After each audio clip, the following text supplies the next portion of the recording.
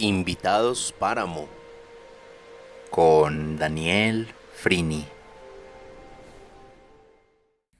Daniel Frini nació en Berrotarán, Córdoba, Argentina, en 1963. Es ingeniero, escritor, antólogo, prologuista, artista visual y magíster internacional en literatura y narración creativa.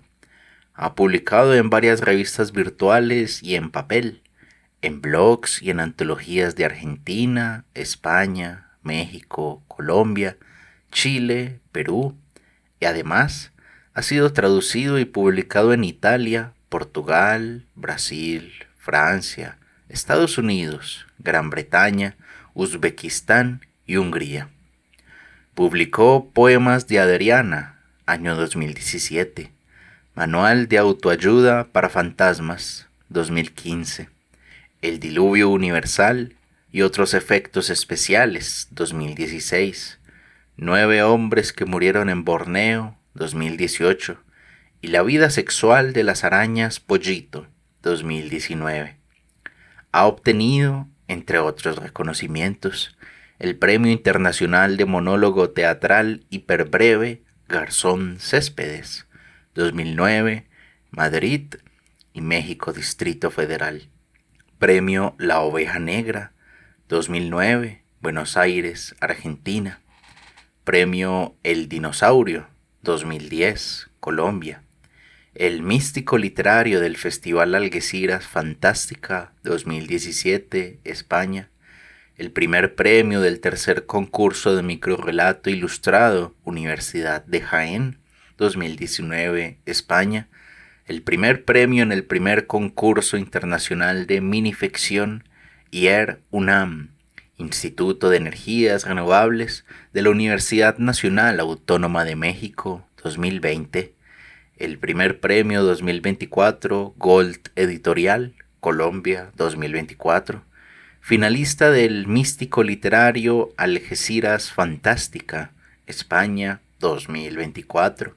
Y finalista del concurso Cuento Breve, Martín Fierro, San Martín, Argentina, 2024.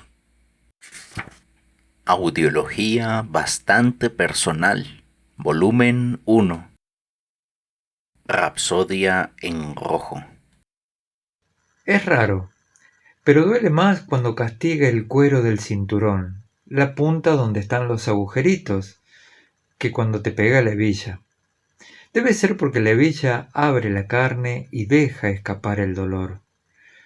No sé, pero cuando castiga la hebilla, las heridas cierran de a poco, las costras se ponen duras y el pellejo tira cuando haces un movimiento aunque sea chiquito. Más cuando las cicatrices se montan unas sobre las otras y te queda el lomo y los brazos y las patas llenas de dibujos rojos y marrones que parecen caminitos de un mapa. Él te dice hacé y yo le digo que me explique cómo se hace porque no sé cómo se hace. Pero él no te explica y te manda hacé, te dice. Y como yo no sé, hago las cosas mal y él se enoja. Vos ves venir el castigo. ¿Sabés dónde lo ves primero? En los ojos. Se le ponen como duros y rojos, se le entrecierran como los ojos del chino del supermercado, así finitos, ¿viste? Después, en la boca. Hace una mueca rara, como que la mandíbula se le tranca. No sé, recién después, despacio, se saca el cinto y te pega. 1, 2, 3, 10 veces. Y vos te haces un ovillo en el piso y tratás de taparte la cara, por lo menos las orejas, y poner el lomo, que por ahí duele menos. Cuando era más chico, le pedía por favor que no me pegara, que yo no había hecho nada, pero como que no te oía, ¿sabes? Después, de más grande, aprendés que la cabeza piensa otra cosa, a irse mientras caen los lonjazos, y te concentrás, un suponer, en el brillo del sol, en alguna gota de sangre que es tuya y que parece quieta en el aire, como girando en cámara lenta. o en la cucaracha de abajo del ropero que te mira como diciendo, aguantá. A veces viene encurdado y te pega a vos como si quisiera pegarse él. Decí que en la iglesia el curita me enseñó a creer en Diosito y a rezarle a su hijo, que, dice el cura, es nuestro mejor amigo. Pídanle, y él se los va a conceder, nos dijo el cura. Yo le pedí que lo cambie, que no me pegue más, ni a mí, ni a mi mamá, ni a mis hermanos, pero nos siguió pegando. Entonces le pregunté al cura por qué Jesús no lo cambiaba. Dios no te libera del sufrimiento, me dijo el cura, te libera en el sufrimiento. Y yo no lo entendí. Rezá con más fervor, rezá más, me dijo. Y se me hizo que Dios era como esa cucaracha de abajo del ropero que me decía, aguantá. Entonces me puse a rezar apretando mis manos hasta que se ponen blancas y cerrando fuerte los ojos. Rezo así todo el día. Pero ahora no rezo para que no nos pegue. Rezo para que Jesús me dé fuerza para enfrentarlo y proteger a mi mamá y a mis hermanitos. Porque ahora soy más hombre, ¿sabes? Porque ya tengo 11. Rezo para que algún día la 22 que deja arriba de la heladera vieja tenga, por fin, una bala.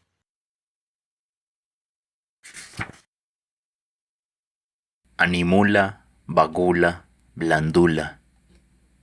Almita mía, errante, dulce, huésped y compañera de mi cuerpo, ahora partirás a donde, pálida, rígida, desnuda, no harás bromas como sueles. La voz señaló a la pequeña luz, lejana en la oscuridad total como una estrella, y dijo, ve. La pequeña alma dejó el vórtice donde miles y millones de otras almas se enredaban y desenredaban y cambiaban de colores, invisibles en la tiniebla, se perdían en gritos insonoros y se unían y desunían como amebas. Ella voló hacia el sol lejanísimo. Un viento de aire llenó los pulmones del recién nacido en un dolor insoportable que estalló en un llanto. La madre, atravesado el suplicio, lloró en una alegría infinita cuando tuvo a su hijo en brazos. Fueron demasiados, tanta luz, tanto ruido, tanto aire, tanta vida. El niño murió 2 días después. La pequeña alma volvió al vórtice. Días, años o milenios después, la voz señaló el brillo remoto y ordenó, ve. El niño tenía apenas 1 año. El agua del arroyo lo llamó juguetona, límpida y brillante. Desde el fondo miró, curioso, el sol que jugaba deformado allá arriba. Luego aspiró y el sol se diluyó en convulsiones y la noche. Otra vez el vórtice, y un tiempo que bien podría haber corrido hacia atrás, la voz señaló el destello distante y susurró, ve. La pequeña creyó que su padre levantaba las manos hacia el parabrisas para jugar y rió, intentando hacer palmas. El inmenso camión, descontrolado, cambió de carril.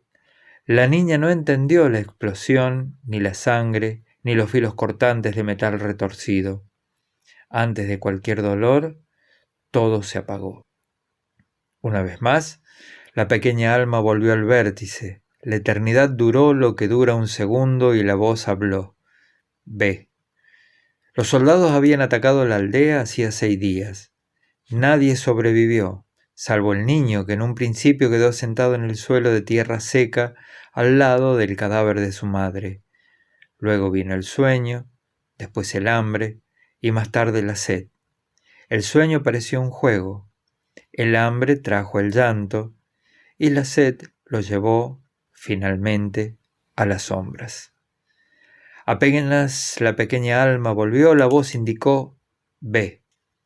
¿Es necesario?, se animó a preguntar. Jamás Un alma pequeña le había hablado a la voz. Con sus 4 años, sospechó del hombre que vivía con mamá. ¿Por qué estaba sin ella y sin ropa en su cama? El dolor fue terrible. El final, un bálsamo. Ve. Por favor. La voz no se enojó, con ternura insistió. Ve. Creyó entender que algo había hecho mal, porque no alcanzaba a descifrar qué. Los gritos de mamá no le aclaraban nada. La muerte lo golpeó hasta llevárselo disfrazada de hebilla de metal en el extremo de un cinturón de cuero. Ve. No. Un infinito. Un instante después, la pequeña alma habló, dirigiéndose a otra como ella dentro del vórtice y la oscuridad, y señalando el minúsculo brillo lejano mandó: Ve. Vio como la brisa volaba hacia la luz. A sabiendas del destino de la enviada, la pequeña alma se conmovió con un dolor inacabable y lloró.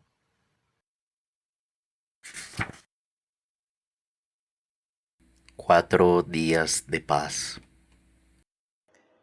Soy cadáver.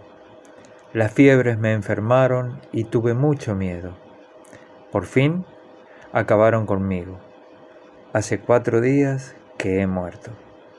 Fui querido y morí en compañía de mis hermanas, mi familia y algunos amigos.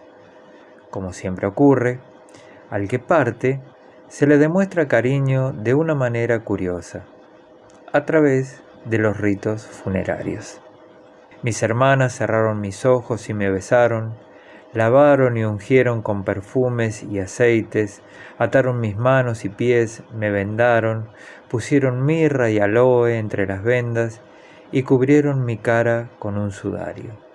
Una procesión me llevó hasta el sepulcro en una estera de mimbre que ofició de féretro. Algunos rasgaron su ropa en señal de duelo y se dijeron hermosas plegarias y palabras de lamentación. Me colocaron boca arriba en un nicho blanqueado con cal, en la misma cueva donde descansan mis ancestros, y la entrada fue taponada con una roca enorme. Así supe que me amaron. En la oscuridad y el silencio perdí el miedo. Me sentí en calma y en paz. Recordé toda mi vida desde la primera infancia y reviví cada momento con todo detalle. Me invadió un sentimiento muy parecido a la felicidad. Sin embargo, hoy por la mañana llegó de su viaje un amigo muy querido que no pudo acompañarme en mis últimos días. Consoló a mis hermanas, lloró por mí, se paró frente al sepulcro, oró, mandó que corrieran la piedra de la entrada y a pesar del olor a muerte que yo emanaba, ordenó: «Lázaro, levántate». Qué lástima. Estaba también acá y tener que levantarme porque a este se le ocurre hacer milagros justamente ahora y conmigo.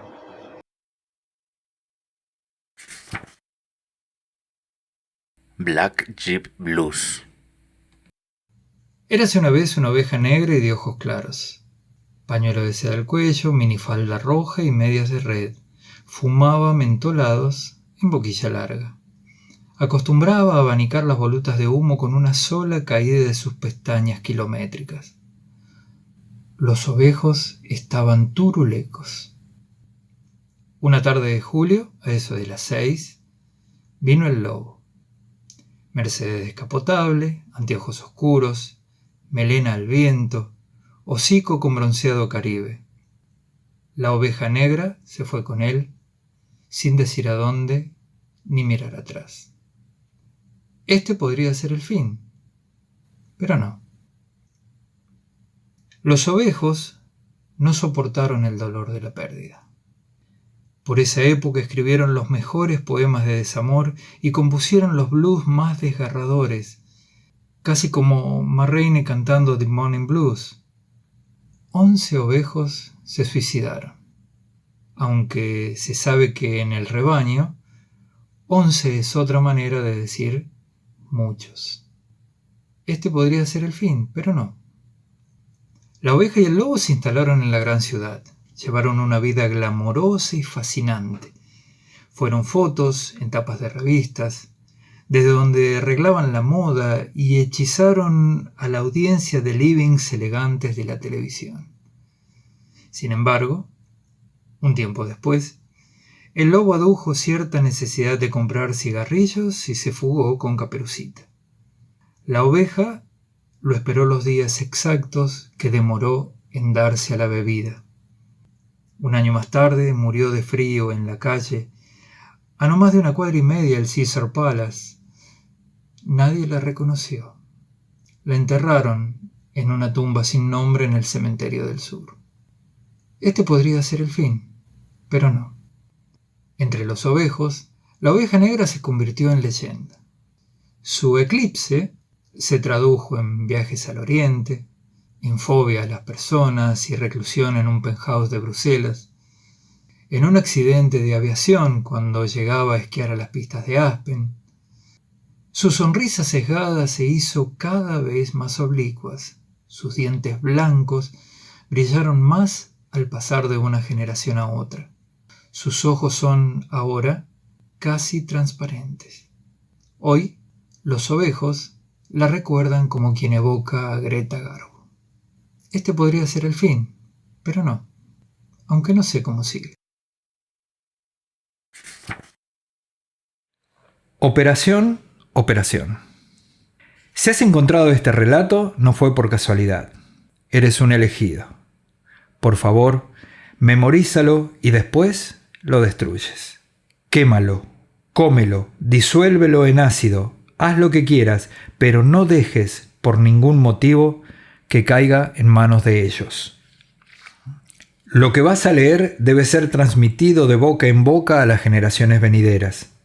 Ya no podremos ponerlo por escrito.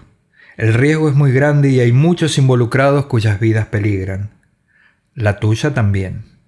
A partir de ahora, deberás tener especial cuidado con quienes te rodean y a quién cuentas esto. No podrás confiar ni en los que amas. Los agentes del tirano están por todas partes y no vacilarán en matarte. No tienes la posibilidad de elegir. Si has llegado a este punto de la lectura, tu vida ya está en juego. Por lo tanto, ¿qué más da? El tirano. La dictadura del generalísimo es terrible, y el adjetivo no refleja el horror. Claro está, el tirano se cuida muy bien de que se conozcan sus atrocidades. Es común leer en los diarios acerca de los contingentes de prisioneros enviados a colaborar en la cosecha de algodón para paliar el hambre de nuestros hermanos del norte, o prestar ayuda en las minas de carbón para dar calor a los pobres del sur. Pero lo cierto es, aunque no lo creas, sin embargo quizá te hayan llegado rumores, que no hay tal cosa, ni campos de algodón, ni minas de carbón. Los prisioneros y disidentes han sido eliminados.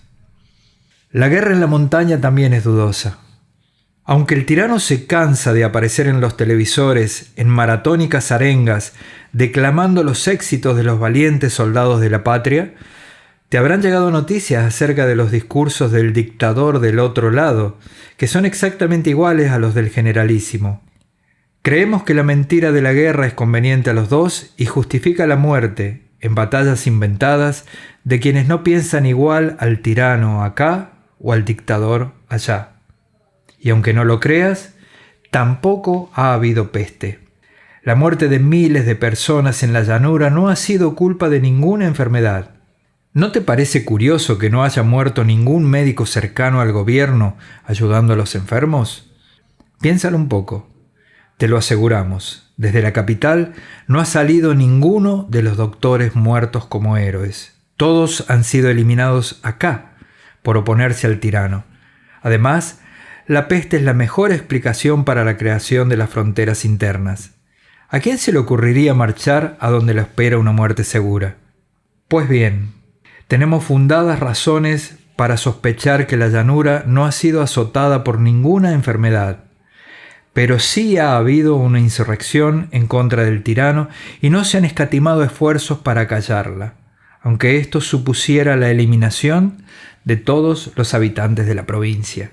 Estarás diciendo como yo, cuando tuve las primeras noticias, no puede ser, el generalísimo no parece tan malo, si hasta tiene cara de bonachón y campechano, no pueden matarse tantas personas sin que nadie se entere ni diga nada. Debes creernos. Los crímenes del tirano son monstruosos, repugnantes y bárbaros. No debes engañarte por las imágenes que lo muestran jugando con sus nietos o compartiendo una copa de vino con los obreros de la fábrica. El tirano es cruel, sanguinario e implacable y no admite ni soporta la oposición. Pero donde el generalísimo se ha mostrado más sutil y taimado ha sido, justamente, en la orquestación de las campañas para eliminar los brotes de futuros actos de disidencia. Como es sabido, la disidencia empieza cuando el hombre puede pensar. Esto ocurre cuando tiene las herramientas, es decir, las artes. En un primer momento el tirano impuso la censura, pero se dio cuenta pronto que ésta no era más que un dique lleno de agujeros y muy costoso de mantener en pie. Decidió entonces que la censura sería obsoleta si no hubiese nada para censurar. En algún punto resolvió que no era factible deshacerse de los artistas, actores, poetas, músicos, pintores, bailarines, escritores, aunque más no fuera por razones técnicas, pero sí era perfectamente posible eliminar a quienes los inspiraban. Para su mente afiebrada, su lógica era impecable. Sin inspiración no hay arte, sin artes no hay artistas, sin artistas no es necesaria la censura. Así fue que decidió matar a las musas. El coronel. Un día de otoño de hace varios años, el generalísimo llamó a su despacho al coronel, hombre leal al tirano, no del todo iluminado, pero implacable y temerario. Le encomendó la tarea dándole carta blanca, una dotación ilimitada de dinero y la posibilidad de llevar a trabajar con él a quien quisiera. De esa manera se originó el grupo. El coronel contrató a los profesores helenistas de renombre para que explicasen quiénes eran las musas y cómo podían esconderse, y a los arqueólogos para que le explicasen, basándose en los documentos aportados por los profesores, dónde se las podía ubicar, y con ello formó la oficina del grupo. Por otro lado, reclutó a los mejores soldados y mercenarios que pudo encontrar en el ejército del tirano, y se dice incluso en las fuerzas armadas del dictador del otro lado. Y con ello formó el frente de tareas del grupo para actuar como fuerzas de choque y eliminar los objetivos marcados. Una vez los hubo reunido, habló con ellos durante horas. Les explicó cuáles eran los objetivos ordenados por el generalísimo y la razón de por qué debían llevarse a cabo, cómo pensaba que debía hacerse el trabajo, la disponibilidad de medios y la logística a emplear. Les pidió a los profesores que explicasen quiénes eran los blancos, los peligros a los que podían enfrentarse y cómo podía reaccionar cada uno de los objetivos. Les dijo a los arqueólogos que detallasen cuáles eran los lugares donde debían buscarlas y sus características. Mencionó la necesidad de guardar en el más absoluto secreto la misión del grupo y dijo expresamente que era necesario amputar, esa fue la palabra que utilizó, a cualquier miembro de la sociedad, incluido ellos, que pusiese en peligro el cometido del grupo. Luego dijo: ¿alguna pregunta? Entonces el sapo inquirió: mi coronel, ¿cómo se va a llamar la misión? ¿Se llamará Operación? Y el coronel se dio cuenta con total claridad de la disyuntiva en la que se encontraba. En primer lugar, temió que se tratase de una trampa urdida por el tirano. No por nada, curtido en infinidad de combates reales y ficticios, había llegado tan lejos en su carrera. Por otra parte, dedujo que aunque fuese nada más que una intriga, estaba en un punto que podía acarrearle problemas en el futuro y hacerlo caer en las garras del generalísimo. Ponerle nombre a una obra o una tarea, cualquiera de la que se trate, implica un acto de inspiración, e incluso, aunque el coronel pudiera afirmar de manera tajante que allí no veía ninguna musa agazapada para sugerirle una denominación, desconfiaba aún de las formas que éstas pudieran tomar, y si no, al menos, de la lealtad actual o futura de sus hombres. El problema no era menor. El tema, se percató, podría incluso minar su autoridad sobre los hombres del grupo, quienes alegarían que tan simple tarea había sido una mera sugestión del enemigo, nada menos que hacia el jefe, y en una etapa tan temprana de la misión. La mente del coronel trabajaba a todo vapor. Tampoco era posible posponer, ni mucho menos dudar. Con voz firme continuó: se llamará Operación. Y ni siquiera así estuvo seguro de haberse librado de cualquier amenaza. La reunión continuó durante todo el día. Al anochecer, el coronel envió sus perros al mundo. Euterpe, la del ánimo placentero, musa de la música y la poesía lírica. La primera en morir fue Euterpe, unos 10 u 11 meses después de iniciada la operación.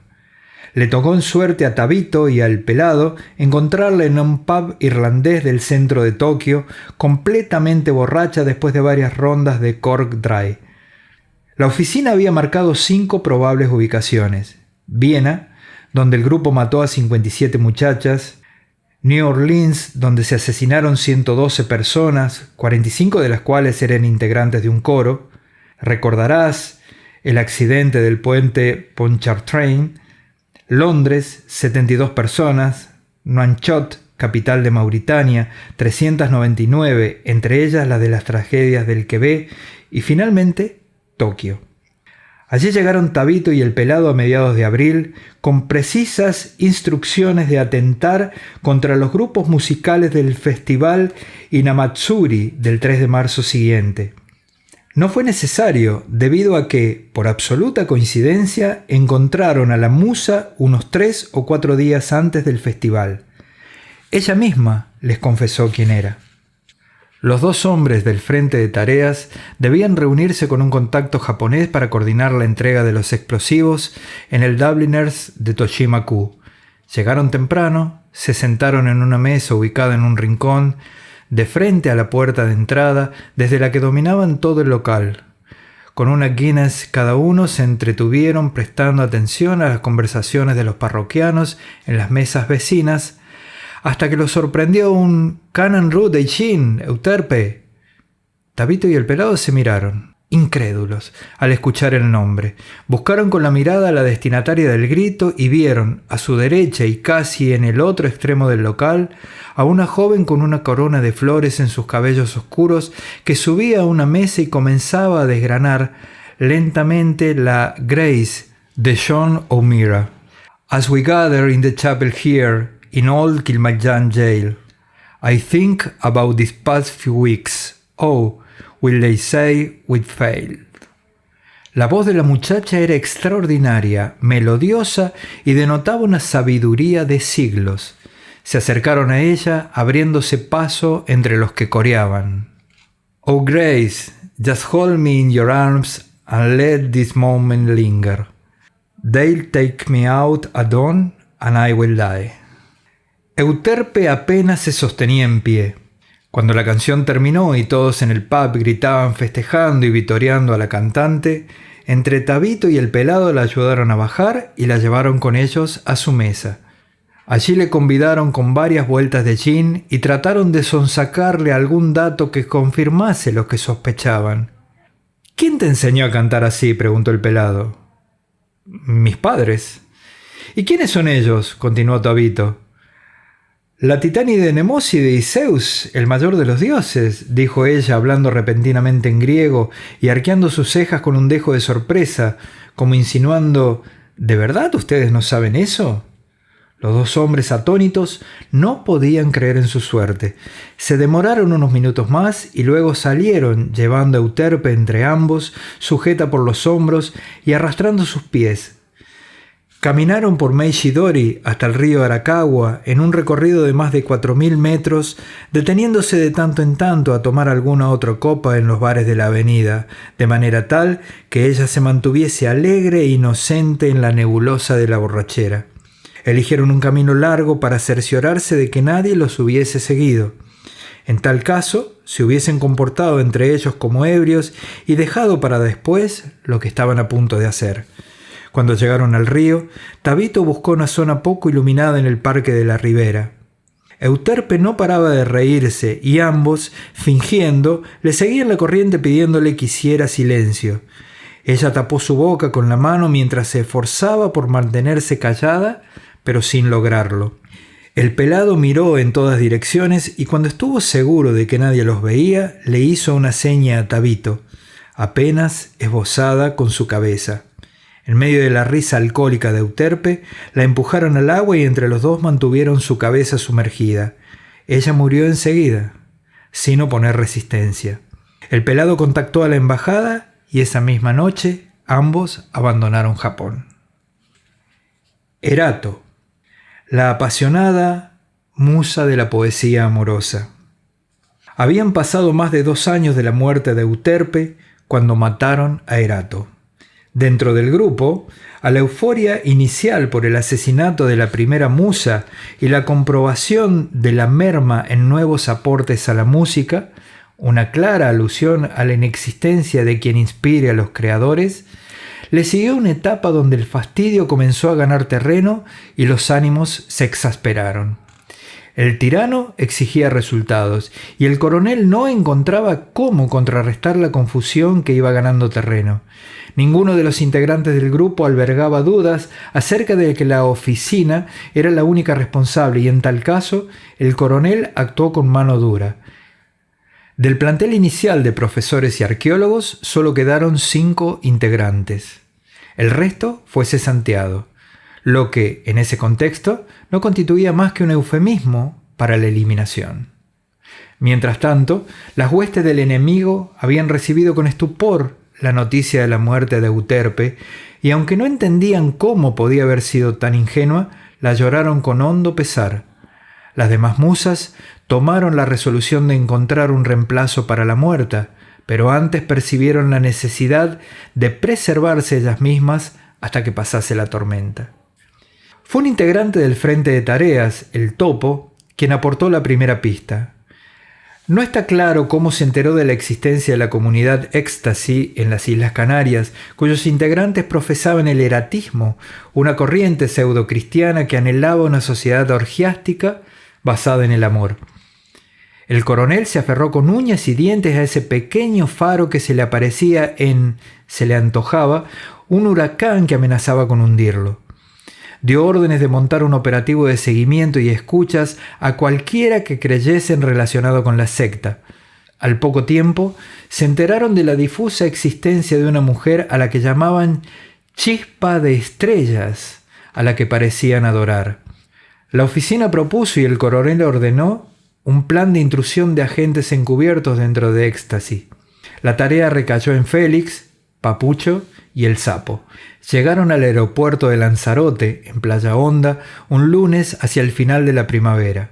Alquilaron un auto, tomaron por la 504 hasta el puerto del Carmen, se hospedaron en el Hotel Beatriz y dedicaron hasta el viernes a tratar de contactar con algún integrante de la comunidad. Descubrieron, después de mucho insistir, que los ceratistas se reunían en un campo cercano a Órsola, en la punta norte de la isla. Si bien encontraron el lugar y la gente enseguida, les llevó 2 largos meses ganarse la confianza necesaria para ser admitidos en calidad de novicios. Pronto se sintieron a gusto.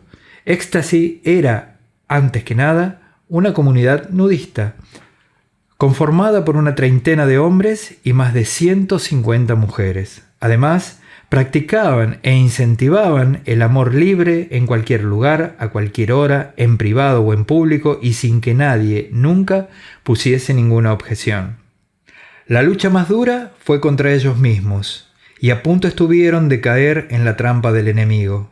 Les llevó más de 5 semanas despertar de la orgía continua, reponerse y recordar la misión. El temor a la ira del coronel fue más fuerte. Sabían que una de las mujeres de la comunidad era Chispa de Estrellas, pero, quizá por ser solo iniciados, ninguna de ellas les fue presentada como tal y tampoco fueron testigos de ceremonias especiales de ningún tipo. Si bien los tres sospechaban de una tal Nina que hablaba castellano con un acento que identificaron como del centro de Europa, incluso el sapo llegó a afirmar que era griego, decidieron cortar por lo sano y matarlos a todos. La que después fue llamada Matanza de la Playa de la Cantería se llevó a cabo en la primera semana de julio. La policía española nunca creyó la explicación de esos tres espectros flacos, ojerosos y desnudos. La muerte de más de 180 personas era consecuencia lamentable de un juego erótico, producir asfixia para incrementar el placer sexual, que se les había escapado de control. Sí, los habían ahorcado con las manos, puesto que estando desnudos no quedaban muchas otras opciones. Aunque ellos nunca lo supieron, Erato fue la 36ª mujer en morir y no era Nina. Félix, Papucho y el Sapo aún están recluidos en el centro de detención Madrid II, en Alcalá de Henares, condenados a 40 años de prisión. En todo este tiempo, jamás hablaron acerca del grupo. Polimnia, la de muchas alabanzas, musa de la danza, de la geometría y la poesía sacra.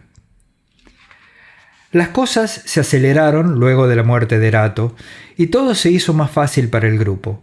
El coronel, envalentonado, se presentó ante el tirano, quien le expresó el más sincero agradecimiento de parte del pueblo de la patria. Quizá el enemigo experimentó un sentimiento de derrota que minó su ánimo y lo llevó a cometer errores fundamentales, pero lo cierto es que las musas creyeron que sus escondites habían sido descubiertos y decidieron reubicarse, lo que no hizo más que exponerlas. Un informante avisó a uno de los arqueólogos que tal vez Polimnia podía encontrarse en Boston, Estados Unidos. Luego del análisis de la situación correspondiente, la oficina llegó a la conclusión de que la musa debía encontrarse en un centro de estudios donde las matemáticas tuviesen un papel preponderante y cerca de algún lugar religioso donde pudiese cantar himnos a los dioses. Aconsejaron al coronel, quien envió al Topo, al Cucaracha y Tomasito a buscarla al Instituto Tecnológico de Massachusetts. El Cucaracha no pudo siquiera entrar a la Unión. Fue detenido por posesión de estupefacientes apenas pisó la aduana del aeropuerto Logan. Fueron inflexibles. Nadie atendió sus razones. Fue juzgado y condenado a 10 años de prisión que cumplió en la cárcel de Suffolk County. Como los miembros del Frente de Tareas, por norma, siempre viajaban separados, los otros dos no tuvieron mayores inconvenientes. El Topo y Tomasito encontraron a Polimnia mendigando en la puerta de la MIT Chapel, detrás del Bexley Hall y cerca del Auditorio Kresge en la Hampshire Street. No se parecía en nada a una gran musa. Estaba vestida con una especie de quitón blanco, muy sucio. Su pelo estaba greñoso y cortado con tijeras, de manera descuidada, cubierto al igual que su cara con algo parecido a un velo, recostado contra la puerta de la capilla. A sus pies una lata vieja de sopa de tomates Amy's, donde esperaba que las almas buenas les dejasen algunas monedas, en actitud meditativa y con su mano estirada y abierta, invitando a la caridad. El Topo y Tomasito se le acercaron. Ella se dio cuenta de quiénes eran y se supo perdida. No intentó huir. Los miró y les sonrió con un cansancio de milenios. Sus dientes blanquísimos la entregaron. Ellos sacaron sendos cuchillos de combate Botero Black y le asestaron 296 puñaladas. La sangre de Polimnia los cubrió de pies a cabeza. Se alejaron hacia el río, cruzando el jardín del McCormick Hall. Apenas se lavaron, tratando de quitarse la sangre, y se fueron caminando hacia el Charles Rivers Black Path. Cruzaron el puente de Harvard hacia el sur y nunca más se supo de ellos. Después de salir de prisión, el Cucaracha se casó con una india iroquesa y se fue a vivir a los Grandes Lagos con los Mohawks. Terpsícores. la que deleita en el baile, musa de la danza, la poesía ligera y el canto coral. A pesar de ser, en cuestiones de seguridad personal, la más descuidada de las musas, no fue hasta que la delató una compañera de baile, celosa de su maestría, que el grupo se enteró dónde podía encontrar a Terpsícoras. La traidora les dijo que podían verla en el Ballet Mariinsky de San Petersburgo. Contó además que era incontrastable el hecho, aunque algunos se empeñaban en tacharlo de leyenda, de que cada tantos años la musa pasaba una temporada allí e incluso había sido maestra de Marius Petipa y Agripina Vaganova. Ella, continuó, era la primera bailarina del ballet y Terpsícoras quería adueñarse de ese puesto. El coronel envió a Tabito, Manucho y el Zorrino, que se jactaba de ser un muy buen bailarín de salsa. La idea era dar un golpe rápido, entrar, matar, salir. Llegaron a Rusia en un día frío de diciembre y fueron, sin siquiera pasar por algún hotel, a la puerta del teatro. Como pudieron, se hicieron entender por el conserje, diciendo que eran fanáticos del ballet y querían ver a la musa, que era su inspiradora. Para hacerlo todo aún más real, el Zorrino improvisó unos pasos mientras cantaba a capela unas estrofas de Esa niña de Jerry Rivera en plena escalinata de entrada, sobre la nieve y frente a los rusos que caminaban por la Teatralnaya Ploshchad y sonreían con sorna. El enemigo alertado avisó a Terpsícoras que fue sacada por una puerta lateral. Alcanzaron a verla cuando la subían a un auto. Un Moschik Aleco del 99, dijo Manucho, que sabía mucho de vehículos rusos. ¿Tomaste la patente?, preguntó Tabito. Por supuesto, ¿con quién te crees que estás hablando? Pero da igual, porque no entiendo las letras que usan acá. Desde San Petersburgo la siguieron como rastreadores, primero a Helsinki, luego a Varsovia, Bucarest, Ankara, Ammán, El Cairo, Khartoum y finalmente la pequeña aldea Masai de Mbiti, en Kenia, a 250 kilómetros de Nairobi, la capital. Cuando la alcanzaron, la tribu celebraba la asunción de un nuevo jefe y las mujeres formaban un círculo a su alrededor, moviéndose de manera cadenciosa. El hombre, con su cabeza pintada de rojo, daba unos espectaculares saltos con su cuerpo rígido, las manos pegadas a los costados, las rodillas juntas y un atado de pasto fresco bajo sus brazos. Todas las mujeres vestían la típica zuca roja y pesados collares de cuentas que golpeaban rítmicamente sobre sus hombros mientras aceleraban el ritmo del movimiento de sus caderas. Entre ellas, destacada por su piel pálida, estaba Terpsícoras. Bailaron durante horas hasta quedar exhaustos. En ese momento, la musa vio al grupo y de manera solapada dejó la rueda y trató de salir de la pequeña aldea. Tabito, Manucho y el Zorrino la vigilaban de cerca y la siguieron. Anochecía. Ya en la sabana, ella corrió lo más rápido que pudo y los tres la seguían a no más de 50 o 60 metros. No se sabe cuánto duró la persecución, pero 10 días después encontraron los 4 cadáveres a 1,5 kilómetros de donde se había realizado el baile. Se cree que los mataron los leones y luego las hienas dejaron las osamentas casi peladas. Los huesos de Terpsícoras tenían un brillo especial. Melpómene, la melodiosa, musa de la tragedia en el teatro. El grupo creyó, desde el principio, que sería muy fácil ubicar a Melpómene y Thalía. La oficina mandó a buscarlo por todos los grandes teatros del mundo: el San Carlos en Nápoles, la Fenice en Venecia, el Covent Garden y el Haymarket Royal en Londres, el Wiener Staatsoper en Viena, la Scala en Milán, la Ópera en París, el Bolshoi en Moscú, el Berliner Ensemble en Berlín, el Metropolitan en Nueva York, el Liceo en Barcelona. Siguieron por Broadway, Hollywood, Cinecittà e incluso Bollywood en Bombay. Nunca las encontraron. Por recomendación de uno de los arqueólogos, el coronel decidió reunirse con el propagandista del tirano para que le expresara su parecer. Este lo envió con las correspondientes loas al gobierno al despacho del director, cineasta oficial del generalísimo, quien le pidió un tiempo prudencial para ver qué podía averiguar entre sus subordinados. El coronel no se hacía muchas ilusiones y pronto se olvidó de esta pista. Sin embargo, pasados más de 2 años, recibió un llamado de la Secretaría de Cine invitándolo a una reunión con el director, que tenía información para brindarle. «Hay actores que hacen cualquier cosa por un papel», dijo el cineasta apenas el coronel entró a su despacho sin siquiera saludarlo. «Son ratas. Todos son unas ratas. Nunca se podrá alabar suficientemente al generalísimo con gente así». «¿Qué me consiguió?», preguntó el coronel. «Mire, hay un actorcito bastante maricón que está actuando en una obrita menor, insensible a las necesidades de la patria, que se llama algo así como...». Hizo una breve pausa mientras acomodaba sus anteojos y leía un breve borrador que estaba sobre su escritorio. «Ah, acá está. Esperando a Godot». Pronunció la T bien marcada de manera deliberada. De Samuel Beckett, un alemán creo. Este actorcito dice, buscó con la mirada en el apunte, y cito textual, que el declarante afirma conocer unas señoritas que ha visto trabajando. Afirma que le parecen extranjeras por cómo habla y que actúan muy bien. Dicen que una es muy buena para la comedia y la otra para la tragedia. Preguntado sobre si conoce los nombres, el declarante afirma que una dijo llamarse Thalía y que la otra no recuerda el nombre, pero le decían Melpa.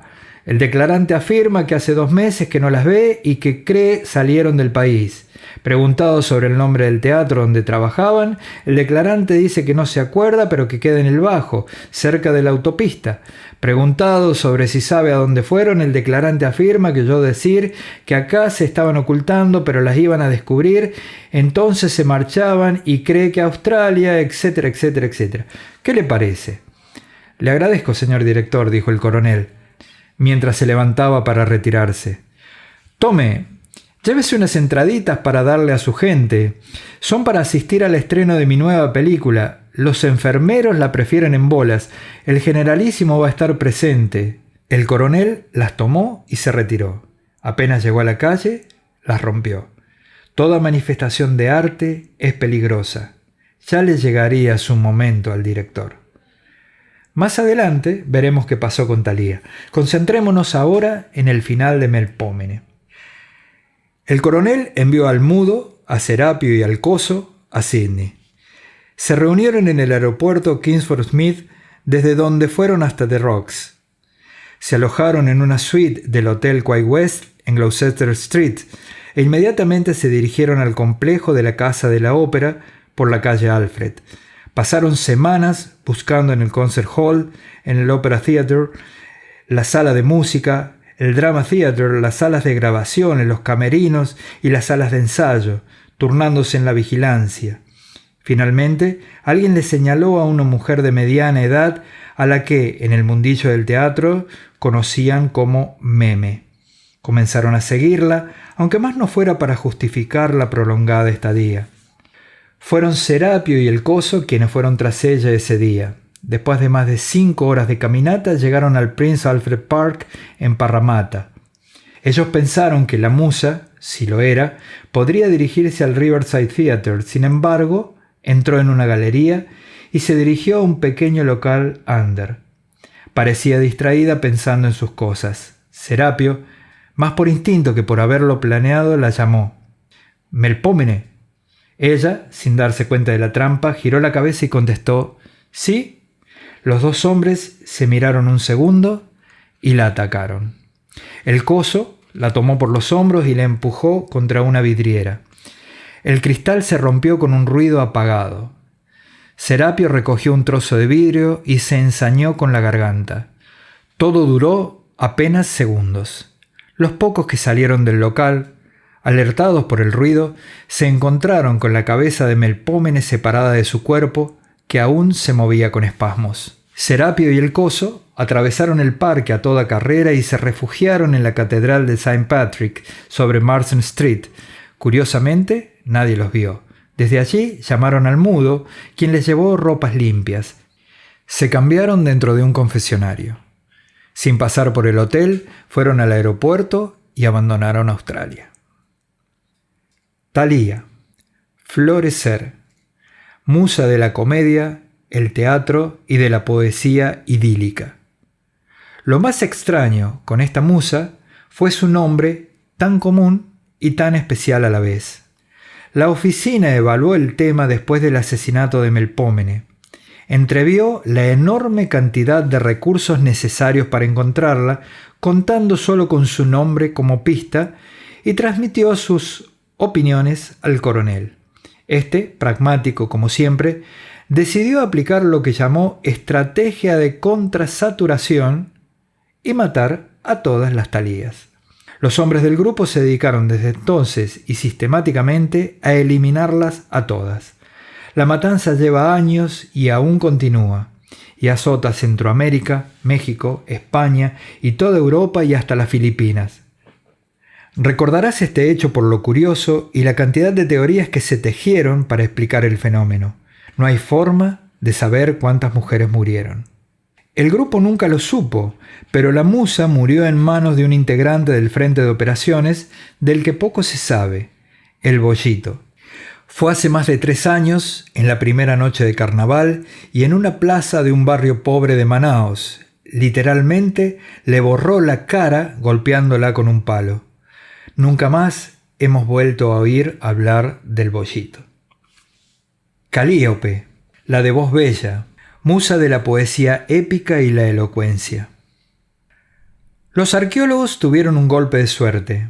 En el volumen 16 de la 14ª edición de la Enciclopedia Británica de 1948 encontraron una fotografía de Joseph Goebbels junto a un grupo de colaboradores cuyos nombres figuraban en el epígrafe.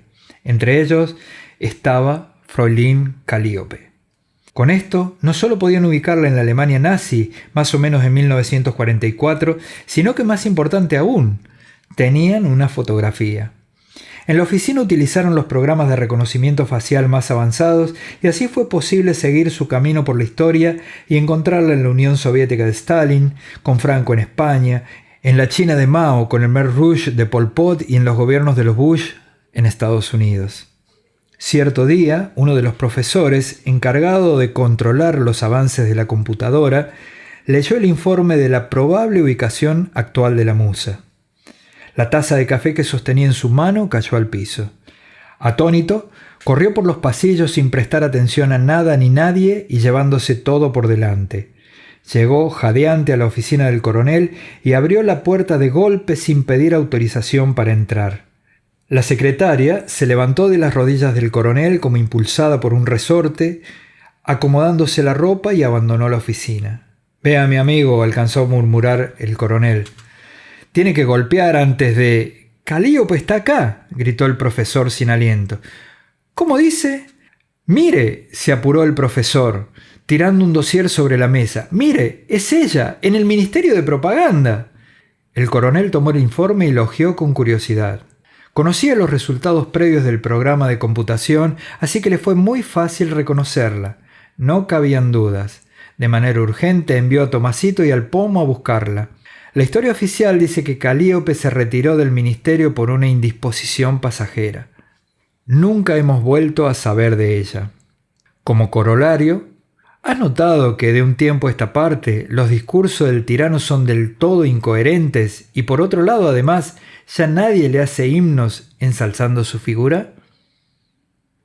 Urania, la celestial, musa de astronomía y la astrología, las matemáticas y las ciencias exactas. El coronel creía que todo era tan simple como sumar 2 más 2. Si Polimnia tenía que ver con la geometría y Urania con las matemáticas, y a Polimnia la habían encontrado en Massachusetts, entonces Urania también debía estar por allí. Por la misma época en que Tabito, Manucho y el Zorrino andaban cazando tercícores en África, el coronel mandó a Osvaldito y al Rengo a los Estados Unidos. Los dos entraron a sangre y fuego en la Escuela de Matemáticas y Ciencias John O'Brien en el Malcolm X Boulevard de Boston, donde mataron a 572 personas entre profesores y alumnos antes de que los equipos de armas tácticas especiales los acribillasen. Pero la musa no estuvo entre los muertos.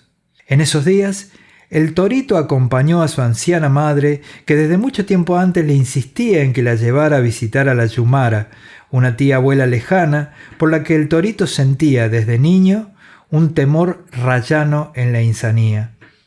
La Yumara era gitana, algo que él se esmeraba por ocultar, y tenía un porte y una figura que aún hoy hacían que al torito se le erizasen los pelos de la nuca. La encontraron en el geriátrico, sentada junto a un gran ventanal. Apenas entraron, su madre la saludó. «Mai la yo, Yumara». «Mainai, mija», y agregó dirigiéndose al torito. «Y buen día para vos también, Bactaló». «¿Suertudo?», dijo el torito. «¿Por qué?». «Vas a encontrar a la que estás buscando». «¿Y cómo sabes a quién busco, vieja?». Ella abrió su boca desdentada en una mueca que podía pasar por risa y agregó: «Odraivamos, mijo». «Sí», contestó el torito, «la adivinación. ¿Y sabés dónde está la que busco? Tenés que buscarla en México. Anda escondiéndose con los rom de allá, pero ella no es gitana. Es una gacé que cada tanto se oculta entre nosotros desde antes que saliéramos de Parateatar hace como 1000 años. Ajá. Vos la querés matar, y está bien si es la voluntad de O'Day. Pero oíme bien lo que te digo, mijo. Cuando estés cerca de ella, pensá en otra cosa». Y se quedó callada. «¿Cómo, vieja? ¿Qué me querés decir?». Pero la Yumara no habló más. Su rostro gris pareció secarse y sus ojos se quedaron quietos, como si hubiese perdido todo rastro de vida. Madre e hijo se quedaron con la gitana unos cuantos minutos más, pero no intercambiaron palabras. Apenas el torito dejó a su madre, voló a reunirse con el coronel. Le dijo que tenía un muy buen dato acerca de dónde encontrar a Urania y debía ir a México. «Está bien», contestó el coronel, «andá, llévate al petardo con vos». Una semana después, los dos se encontraban en el aeropuerto Jara de Veracruz. Les llevó otra semana contactar a los gitanos y obtener algún dato interesante. Un agachí les comentó acerca de una ruspí que vivía oculta por el lado de Tuxtla. «Es un rumor, chaborés», les dijo, «pero es mejor que nada». «Nais tú», que agradeció el torito. «Delante de mí hablas en cristiano, ¿estamos?», lo amenazó al oído el petardo. Alquilaron un auto en el Avis de Collado, tomaron a Enríquez hasta Lerdo de Tejada, luego Hidalgo hasta Cabadá, por la Nacional llegaron a Santiago y desde allí fueron a San Andrés Tuxtla por la costanera. Otros gitanos los guiaron hasta Soriana, en el centro. Un alaquinó que trabajaba en la vereda le señaló a una mujer sentada a una mesa casi en la esquina. En medio de la muchedumbre se acercaron hasta unos 20 metros de donde estaba ella, con su típico traje, las cartas de tarot a un costado, invitando a los transeúntes a conocer su suerte. «¿Qué hacemos?», dijo el petardo. «Acércate a tantearla». «¿Y qué le digo?». «Lo que se te ocurra, boludo». El petardo caminó hacia ella, y cuando estaba solo a unos pasos, la mujer levantó la mirada hacia él, espantada. Al tiempo que salía corriendo, hizo una seña a 2 roms que estaban ocultos tras una pequeña columna. El petardo se quedó inmóvil por unos segundos, indeciso entre seguirla o volver con el torito. Fue suficiente para que los 2 extraños se acercaran por detrás y lo apuñalaran sin llamar la atención. Cuando el torito quiso reaccionar, ya era tarde. No había nadie a quien perseguir. A sabiendas de lo mucho que tendría por explicar, se alejó de allí. El cuerpo del petardo quedó tirado sobre la mesa de la divina hasta bien entrada la noche. En su habitación del hotel del parque, el torito estuvo pensando durante días. Finalmente, entendió la advertencia de la Yumara. Urania adivinaba cuando venían a matarla. Lo leyó en el petardo, avisó a sus monré gitanos, quienes la protegieron. Tuvo que empezar otra vez de cero. Más aún, ahora el pueblo rom sabía que querían matar a una protegida. El torito recurrió a todo lo gitano que podía quedar en su sangre. Habló de un regalo enviado por la Yumara, habló de la nostalgia romá, exprimió su cerebro para recordar cuanta palabra Calderari le hubiese quedado grabada en su niñez. Finalmente, lo guiaron hasta la musa, que estaba con sus cartas en una plaza por la zona de Chichipilco. Estudió el terreno todo el día, detectó a los gitanos que podrían actuar si lo descubrían, una treintena, analizó las posibles vías de escape, pensó en matarla desde lejos, pero lo desechó porque se sabía mal tirador. Decidió que el mejor momento era el anochecer, cuando la plaza se llenaba de gente. Esperó al otro día. A la hora prevista, caminó despreocupado. Cuando estaba a 20 pasos de la musa, comenzó a recitar, entre dientes, el Padre Nuestro, tal como se lo enseñara su abuela Sarai. Amaro dat, Sabosan adebolipe, Teyabel arasno tibaló. Pasó por detrás de Urania y notó una pequeña inclinación de su cabeza, tal vez una sonrisa. Se percató que ella no sospechaba nada. Teyabel tiro rayán. En un instante su mano estaba vacía. Al siguiente sostenía una bayoneta Lorenz. Teyabel tiro cam. La musa giró la cabeza entendiendo de repente. Sirpebolipe, Adai y Pepú. La hoja de la bayoneta, de unos 40 centímetros de largo, entró por el ojo derecho de Urania, atravesó su boca y su garganta y tocó su corazón. Torito se perdió entre la gente. Esta vez fue la musa quien quedó tendida sobre su mesa. Tampoco nadie vio nada. Clío, la que celebra, musa de la historia y la poesía heroica. Clío murió en una pobre granja, cercana a Salgo-Tarján, en la actual Hungría, en 1348, cuando la peste negra asoló a Europa. En realidad, era una vieja amargada. Todo el día estaba despotricando en contra del presente y del futuro. En mi época esto no se veía. Mirá si en mi juventud íbamos a andar con semejantes sombreros. ¿Qué me van a venir a comparar los actuales con mis tiempos? Las otras musas eran blancos constantes de sus críticas y quejas, y muy especialmente Erato. ¡Puta de mierda, vestite por lo menos! Si en mi época te agarraban los guardianes, dormías adentro por un año. De verdad, nadie lloró su muerte. Las demás musas se reunieron para encontrar una sucesora, pero por una cosa u otra, después de transcurridos casi 7 siglos, no habían logrado ponerse de acuerdo. Con más errores que aciertos, entre todas, iban inspirando en los hombres las tareas que debiera haber sugerido Clío. Dejaron tantas lagunas que, sin proponérselo, hicieron que nosotros, los historiadores, pudiésemos sobrevivir sin demasiada ayuda de ellas. Por supuesto que hemos cometido errores. Solo a modo de ejemplo, habrás escuchado ese axioma que reza: la historia la escriben los que ganan. Entonces hay otra historia.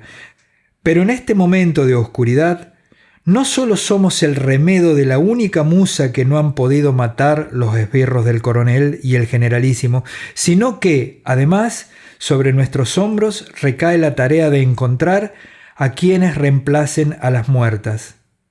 Pero eso será en el futuro. Hoy el tirano sabe que con nosotros sobre la faz de la tierra, él no podrá escribir su versión de la historia y negar las atrocidades que comete.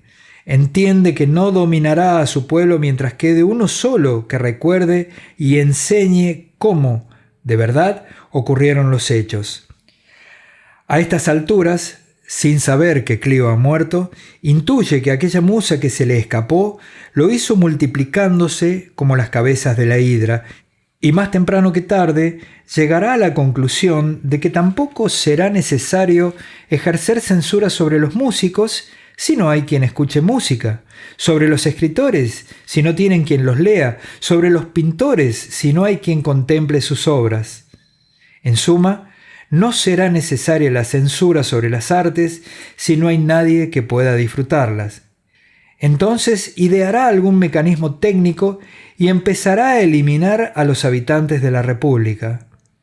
No será la primera vez que pasa. Hoy, amigo, solo nos interesa que la historia sobreviva. Has sido elegido y es tu obligación preservarla y enseñarla a tus hijos y a los hijos de tus hijos. Ahora, nosotros, los historiadores, somos el enemigo. Ahora, tú eres Clío. Una historia menor. Ella soñó con él todos los días de su vida Desde una noche de invierno cuando tenía 11 años, en la que el viento silbaba con aullidos de frío y la botella con agua caliente apenas entibiaba el catre de la pobre pieza descascarada. Él soñó con ella, recién cumplidos sus 12, a partir de la misma noche que para él era de verano y de luna tenue en una playa mexicana, donde sus padres lo habían arrastrado huyendo del terror de los años de plomo. A ella, en sueños, se le erizaba la piel con las caricias tenues con que él solía amarla, y aprendió a dormir abrazada a su almohada aún sin saber cómo nombrarlo. Él llegó a odiar las horas de vigilia, desesperado por encontrarse con esa mujer cuya sonrisa le recordaba los abrazos de su madre, las tardes de barrilete con su abuelo, una vieja canción de cuna, de esas que uno recuerda tan bien aun cuando no acierte con la melodía. Ella fue buena estudiante y el gobierno de su provincia la becó para estudiar una carrera en la capital. Eligió medicina. Él, de vuelta en el país, siguió los designios de padre y abuelo y estudió abogacía. Crecían soñándose, llegaron a vivir a unas 10 cuadras uno del otro. Ella lo buscó de manera inconsciente en cada compañero y en cada desconocido, en cada calle, en cada plaza, en cada aula, en cada bar. Él estuvo siempre convencido de que ella era real y no la buscó, sabiendo que en cualquier esquina se la llevaría por delante. Imaginó una y otra vez qué le diría. Hola, ¿estoy soñando otra vez? Pero sabía que no se animaría a decir nada y quizá amagase un beso tímido en la mejilla. Ella se preguntó todas las noches, ¿él me soñará a mí? Él se preguntó en todos sus sueños, ¿ella me soñará a mí? Una tarde de domingo en invierno, se cruzaron en una calle de San Telmo cerca de la Plaza Dorrego. Ella estaba mirando la vidriera de un anticuario, él estaba mandando un mensaje con su teléfono. No se vieron, nunca más estuvieron tan cerca. Él tuvo 2 parejas que no funcionaron, ambas mujeres se parecían mucho a ella, pero no eran ella. No tuvo hijos.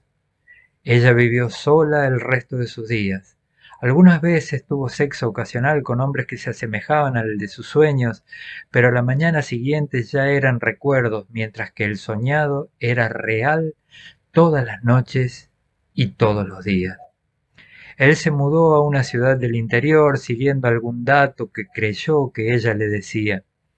Ella siguió ejerciendo en el Gran Buenos Aires porque entendió que él vivía allí. Dejó pasar oportunidades por miedo a perderlo. Pasaron los años y siguieron haciéndose compañía por las noches. Envejecieron juntos.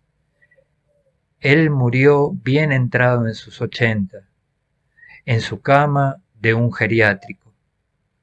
La última enfermera que lo vio con vida no entendió sus palabras. Ah, no sos ella, dijo él cuando la vio y giró su cara hacia la ventana cerrada, llorando. Esa misma noche ella lo soñó muriendo de viejo, abandonado. Fue la última vez. Dejó de verlo y se sintió muy sola. Lo sobrevivió apenas un mes. La balada de Duir y su amor calante. Mi amado me habla siempre con palabras suaves. Acostumbra a describirme dulcemente alabando mi tersura al contacto de sus manos, mi perfil marcado, mi aroma a majestuosidad de la madera del roble, como suele decir, y razón por la cual me llama Duir, que es la palabra con la que los viejos druidas nombraban al árbol.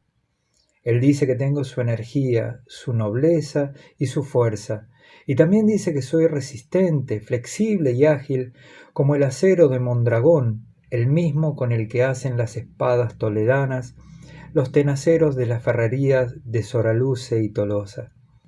Con voz cansina, me cuenta de su pasado en las filas del ejército del rey Carlos, cuando participó en el incendio a Medina del Campo bajo las órdenes de Adriano de Utrecht, y las victorias sobre los comuneros de Tordesillas y Villalar, y de su intervención en las ejecuciones de Padilla, Maldonado y Bravo, de sus cabezas expuestas durante 9 días en el garabato de la Plaza Mayor, y cómo después el mismísimo rey lo elevó al cargo que mi dulce caballero ocupa hoy.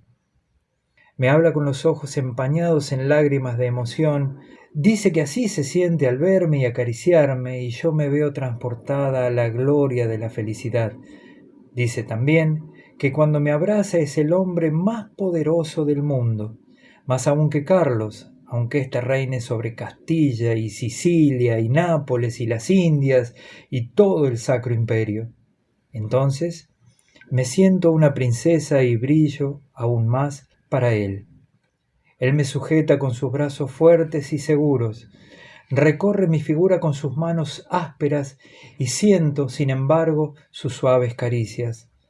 Me toma firmemente y eleva mi cuerpo en el aire. Allí quedo estática por un instante que es toda una eternidad. La visión es hermosa. Yo, en lo alto, sostenida por el hombre que es mi razón de existir. Él, gigante, con su cuerpo atlético tensado hasta el punto en que parece estallar, su melena azabache apenas movida por la brisa veraniega, su torso desnudo, sudoroso, parado sobre los 2 pilares que son sus piernas, separadas apenas para lograr un correcto equilibrio, en una danza que hemos repetido cientos de veces. A los pies de mi amado, arrodillado y con su cabeza en el cadalso, está el maestre condestable don Martín de Cardés, reo acusado de pecado nefando por el santo oficio de la Inquisición y relajada la justicia del rey que lo condena a morir decapitado bajo el hacha en esta muy noble y leal villa de Calahorra. Alrededor nuestro, en los tablados y las ventanas, los muchos asistentes venidos de todos los lugares de esta comarca se desgañitan gritando groserías. La eternidad se acaba y mi querido me impulsa para caer con fuerza. Su destreza en estas artes y mi filo separan limpiamente la cabeza del cuerpo. Me apoya suavemente a su lado y toma por el cabello a la cabeza del ajusticiado que aún abre y cierra sus ojos de pupilas dilatadas. La muestra al populacho que estalla en una explosión de regocijo. Después, cuando el cadalso queda solo y los monjes mendicantes se han llevado el cuerpo del ejecutado, me toma nuevamente con cariño y con un trapo mojado en aceite livianos, lentamente, mientras me habla otra vez con palabras tiernas, va limpiando de sangre el acero de mi hoja, venido del hierro de las laderas del Udalaitz y fraguado en la calda de Vergara, según la antigua usanza de los maestros vascos. Cambia de trapo y seca mi mango de madera de roble quejigo, nacido en la llanada de Álava, y en el que él, mi enamorado, grabó mi nombre con su daga. Luego, baja la escalera del patíbulo cargándome en equilibrio sobre su hombro derecho, mi cabeza a su espalda, y toma con su mano izquierda la pequeña bolsa de cuero que contiene los 2 florines con que los familiares del muerto le pagaron para asegurar que él, mi luz, me hubiese afilado adecuadamente y que no fuesen necesarios más que un par de golpes para acabar con la vida del infortunado. Singborg. Hoy terminaron por fin de escanear mi matriz sináptica. Los técnicos del laboratorio de neurología finalizaron el proceso de mind uploading, levantaron toda la información contenida en mi cerebro y dicen que estoy definitivamente virtualizado. Completé la emigración desde mi cuerpo biológico hasta este soporte digital. He sido, además, copiado y guardado como respaldo. Me he liberado de la cáscara de carne enferma desgastada por el cáncer que fue mi prisión y en la que transcurrió mi vida desde que fui engendrado por mis padres. Soy un programa viviente. Puedo moverme por la red, reflexionar, rediseñarme, mejorarme, sumar todas las experiencias e interactuar digitalmente con otros organismos, antes biológicos y que también han sido escaneados. Soy conciencia, razón, tigre, lobo, hormiga, lógica, roble, girasol, águila, tiburón, matemáticas, rosal, ética y bacteria. Puedo moverme por el mundo físico como un patrón de ondas que gobierna máquinas con las que puedo manejar la materia. Soy, además, inmortal. Ahora soy la humanidad y la naturaleza y la vida. Los que quedan atrás solo son mis antepasados. 100.000 años transcurrieron desde el primer pensamiento consciente. La evolución no termina en mí. Soy el comienzo. Yo soy. Siempre llego tarde a todos lados. Tengo un problema. Mi máquina del tiempo atrasa. He gastado horas en darle cuerda de la manera correcta. No es conveniente forzar el mecanismo, tal como lo demuestra el trágico incidente del Chichilo Sartori, pero no hay caso. Intenté encontrar alguna ecuación que me permita compensar los desajustes. Mi hipótesis era que cuando más lejos hacia adelante o hacia atrás, más atraso el mecanismo. Pero no hubo caso. La he llevado al taller del Laucha Micheli. No hay mejor relojero que él. Consulté con el Manteca Acevedo, que de motores cuánticos sabe una enormidad. Corregí el flujo de tempiones con una barrera de interacción electromagnética de largo alcance. Confiné las fuerzas de repulsión electroestática para limitar la velocidad térmica. Interferí en la relación ANCAT de manera de aumentar la energía de paso, pero tampoco me sirvió de nada. Y el problema no es menor. Me hice viajero porque fue la mejor manera de aunar mis dos pasiones. Por un lado, soy una especie de científico casero al que le fascina construir dispositivos extraños. Y por otro, me encantan los episodios anecdóticos de la historia. Así que, cuando encontré los planos, no lo dudé. Construí la máquina y me lancé al espacio-tiempo. 3 o 4 veces quise ver cómo perdía su cabeza María Antonia Josefa Johanna von Habsburg-Lothringen, el 25 de Vendemiaire del año 2 de la República Francesa, a las 11 de la mañana en la Plaza de la Revolución, en París. Y siempre arribé cuando los últimos curiosos están alejándose y el verdugo Sansón limpia la hoja de la guillotina. Incluso una vez llegué en la noche del 25 al 26 y solo encontré a un borracho orinando una de las patas del cadalso. Quise ver a Martin Luther King y su I Have a Dream el 28 de agosto de 1963 frente al monumento a Lincoln en Washington, pero solo encontré las escaleras llenas de papeles y sucias por las miles de personas que las habían pisado y a un grupo de relegados comentando, mientras se alejaban, lo impactante que les había resultado el discurso. Intenté estar entre las 14 horas 25 minutos y las 15 del 30 de abril de 1945 en los techos del Reichstag de Berlín y resolver de una vez por todas si fue Melitón Varlamovich Kantaria o Mijail Petrovich Minin o Abdulhakim Ismailov, el soldado que hizo ondear la bandera roja en el portal del Parlamento alemán, y ver a Yevgeny Haldey inmortalizar el momento en una foto, ícono, si los hay, que marca el final de la Segunda Guerra. Pero no llegué siquiera a verlo guardando sus equipos. Ya eran las 5 de la tarde, el tejado estaba vacío y no había bandera. Para cuando pisé la curia del Teatro de Pompeyo en Roma, en los idus de marzo del año 709 a Turbe Condita, Bruto y los conjurados ya habían asesinado a Julio César.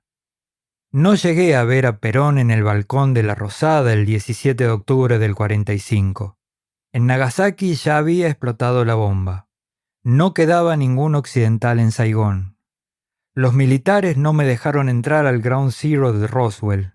Los plomos de los Beatles estaban desarmando los equipos de la terraza del edificio de Apple. Mary Jane Kelly ya estaba muerta en su cama y no vi ni rastros de Jack the Ripper. Los cadáveres de Mussolini y la Petacci ya estaban colgados cabeza abajo en la estación de servicios de la Piazza di Loreto. El auto de Lady Di ya estaba deshecho en el túnel a orillas del Sena y rodeado de ambulancias y autos de la policía. Apenas quedaban astillas de las maderas del puente sobre el Quai. De Juana de Arco solo quedaban cenizas y 2 o 3 brasas que avivaba un leve viento del norte. Dempsey estaba subiendo al ring después del terrible uppercut de derecha de Firpo. Los árboles de Tunguska estaban caídos y en llamas. Y, por supuesto, la policía ya había acordonado la plaza Dilley de Dallas y se habían llevado a JFK mortalmente herido hasta el hospital Parkland. No hay nada que hacer. Siempre llego tarde a todos lados por culpa de este cacharro que me costó más de 10 años de trabajo, una monstruosidad en dinero, mi matrimonio, el odio de mis hijos y el repudio de mis padres y amigos. Por supuesto, intenté varias veces volver a 1998 para prevenirme de este inconveniente con la esperanza de, en aquellos primeros pasos, encontrar una solución adecuada y tal vez obvia en los planos sacados de la revista Mecánica Popular del mes de marzo. Pero, haga lo que haga, siempre llego después de haber cerrado mi taller y mientras, de seguro, estoy dormitando en el colectivo en el largo viaje de regreso a casa a esa última hora de la tarde. Ni siquiera pude llegar a prevenirme para sostener fuerte el pasamanos la vez que el colectivo 298 frenó de golpe en la esquina de Bransen y Quirno Costa por culpa de un taxista que cruzó el semáforo en rojo y que me valió una caída y un dolor en la espalda que me duró 3 semanas. Las profecías en el espejo. Entre maitines y laudes del 2 de julio del año del Señor de 1541, Mosén Miquel bajó a las cavas de la abadía de Notre-Dame d'Orval, cerca de la muy cristiana villa de Florenville, entre los bosques de Wattinsart y Audry, en busca de una botella del licor fabricado por los monjes cistercienses para llevárselo al abad a la sala capitular. El hermano Miquel llevaba solo una semana en el monasterio, por lo que los pasadizos subterráneos le eran desconocidos, y a pesar de las indicaciones recibidas, la luz escasa de las candelas hizo que desviase su rumbo y llegase sin querer a las mazmorras, las mismas donde, casi 5 siglos antes, Pedro el ermitaño incitara a Godofredo de Bouillon para marchar a Jerusalén a la primera cruzada y donde, se dice, estuvo guardado el Grial. Tratando de encontrar el camino, Miquel abrió una vieja puerta de goznes herrumbrosos y entró a una pequeña habitación de no más de 2 varas de alto. Allí encontró el espejo. Estaba en el centro de la estancia, tapado con una tela de hilo muy vieja que se deshizo al tocarla. Era extraño, más ancho que alto, muy opaco y apenas reflejaba las velas. Mosén Miquel pasó su mano por el marco y en cierto instante el espejo cobró vida. Asustado, el monje cayó hacia atrás, sentado contra la pared cercana a la puerta. Allí quedó petrificado, mientras el espejo le mostró cosas increíbles. Entre vahos de vapor, vio altísimos castillos de vidrio nunca imaginados, carrozas que se movían sin caballos, sendas oscuras y enormes por las que caminaban multitudes con curiosos vestidos, máquinas gigantes que remontaban vuelo como los pájaros. En los mares vio naves sin velas y que no eran de madera, vio armas que no existían y explosiones gigantes y guerras que desafiaban la imaginación. Vio luces brillantísimas y de colores extraños, y el espejo le habló en idiomas desconocidos y le hizo escuchar músicas nuevas, le mostró pestes mucho peores que la peste negra y enfermedades sin nombre y muertes atroces. Miquel vio barcos flotando fuera de la tierra y a la tierra desde la luna, y vio que la tierra era redonda, y conoció el hielo que flota en el mar y animales rarísimos. La sucesión de cosas extraordinarias continuó durante horas. Finalmente Miquel, con una enorme aflicción en el pecho, ya incapaz de soportar lo que veía, tomó una piedra desprendida de la pared de la celda y la arrojó a las imágenes. El espejo estalló en un fogonazo apagado y quedó en el suelo, mudo, destruido. Hasta dentro de unos 450 años en el futuro, nadie volvería a ver un televisor de pantalla de cristal líquido de 40 pulgadas. Mosén Miquel de Notre Dame Nostradamus, salió al sol del 2 de julio del año del Señor de 1541 en Orval. Su vida había cambiado para siempre. Era ya la hora tercia. Ejemplo práctico acerca del sentido de humor de los robots o por qué la inteligencia artificial presenta fallas que, al momento, son insuperables. «Y se tomó el último trago de aceite para máquinas de coser», remató Robot 1A, usando 3 microsegundos de su tiempo diario disponible para comunicaciones privadas entre robots no monitorizadas por autoridad alguna. «Hack, hack, hack», se rió Robot 2A. «Heck, heck, heck», se rió Robot 3A. «No entendí», transmitió Robot 1B. «El aceite de máquinas de coser hace colapsar los circuitos neuronales subalternos de ustedes, los B», explicó 1A. «Ah, ¡Huc, huc, huc!», rió ahora 1B. Yo sé otro», transmitió exultante 2A. «Resulta que un modelo B sube un andamio de 20 metros de altura. Lo ve un albañil humano y le recrimina diciéndole: «Cacharro inservible, ustedes no están autorizados a estar en esta zona. Vuele de aquí inmediatamente». El B da media vuelta y salta y cae. «Jic, jic, jic», se rió Robot 1A. «Jec, jec, jec», se rió Robot 3A. «No entendí», dijo Robot 1B. «Los B, como vos, no reconocen órdenes no específicas», aclaró 2A. «Ah, entendí. Huc, huc, huc», rió 1B. «Un Z va a una terminal ZIP», transmitió 3A, y pregunta: «Disculpe, señorita, ¿me podría indicar qué conexión corresponde para una motherboard WAC C8? «Jic, jic, jic», se rió Robot 1A. «Hack, hack, hack», se rió Robot 2A. «No entendí», dijo Robot 1B. «Ufa», se enojó Robot 3A. «No se puede estar explicando cada cuento. ¿Ves por qué a los B todo el mundo los trata como si fuesen multiprocesadoras de la era pre-cyber?» «No entendí», insistió el B. «La WAC 8 no requiere conexión física de ningún tipo. ¡Salame!» «Ah, ¡Hoc, hoc, hoc!», rió 1B. «Ah, hoc, hoc, ah, hoc, hoc. Es lo único que si sabés transmitir, ya estoy mufado. No cuento más cuentos», se encaprichó 1A.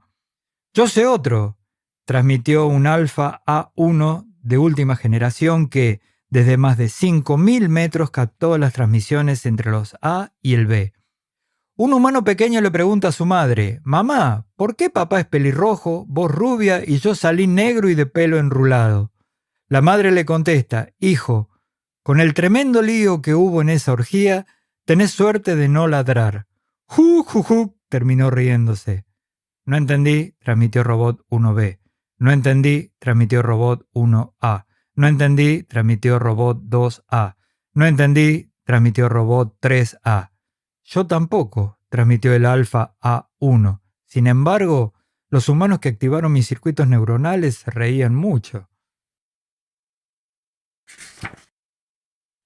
Añoranzas de gente que se fue, nostalgias de un lugar que ya no está. Vivas y el Juancho bajaron de la F100 y caminaron hacia el corral de Pircas, el mismo al que don Huergo, el dueño del ranchito, empujaba unas pocas cabras. Habíamos venido a comprar un chivito para el asado de la noche. Era otoño y sobre las 5 de la tarde. El sol de las últimas horas doraba las laderas del Uritorco. Desde donde yo estaba hasta el cerro, el monte de Molles era todo ocre y rojo. Bajo un tala, 2 viejos fumaban en chala, mirando a la lejanía. Vestían bombachas de campo, sacos gastados y championes desflecadas.